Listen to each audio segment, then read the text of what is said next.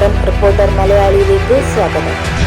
ശിരൂരിൽ ദേശീയപാതയിലുണ്ടായ മണ്ണിടിച്ചിലിൽ കാണാതായ കോഴിക്കോട് കണ്ണാടിക്കൽ സ്വദേശി അർജുനായുള്ള തിരച്ചിലിന് പരിസമാപ്തി വന്നിരിക്കുകയാണ്. ഇന്ന് നടത്തിയ നിർണായക പരിശോധനയിൽ അർജുന്റെ ലോറിയും ലോറിക്കുള്ള മൃതദേഹവും കണ്ടെത്തി. അർജുനെ കാണാതായിട്ട് ഇന്നേക്ക് 71 ദിവസം പൂർത്തിയായിരിക്കവെയാണ് ഇന്ന് നിർണായകമായത്. ഗംഗാവാലിപ്പുഴയുടെ അടിത്തട്ടിലായിരുന്നു ലോറി ഉണ്ടായിരുന്നത്. ലോറി അർജുന്റെ തന്നെയാണെന്ന് ലോറി ഉടമ മനാഫ് സ്ഥിരീകരിച്ചു കഴിഞ്ഞിരിക്കുന്നു. ജൂലൈ 16-നാണ് അർജുനെ കാണാതായത്. 3 ഘട്ടങ്ങളിലായാണ് തിരച്ചിൽ തുടർന്നുകൊണ്ടിരുന്നത്. ശക്തമായ കാറ്റും മഴയും അടിയൊഴുക്കും മൂലം തിരച്ചിൽ നിർത്തിവെക്കേണ്ടതായി വന്നു.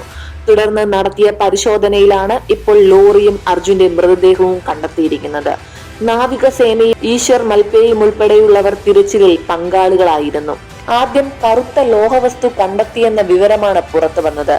പിന്നീട് ലോറിയുടെ ക്യാബിൻ ഉയർത്തിയപ്പോഴാണ് ഉള്ളിൽ മൃതദേഹം ഉള്ളതായി കണ്ടെത്തിയത്.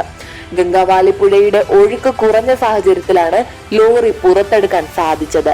കാർവാർ MLA സതീഷ് സെയിൽ, കാർവാർ SP നാരായണ എന്നിവർ ട്രെഡ്ജറിലുണ്ട്.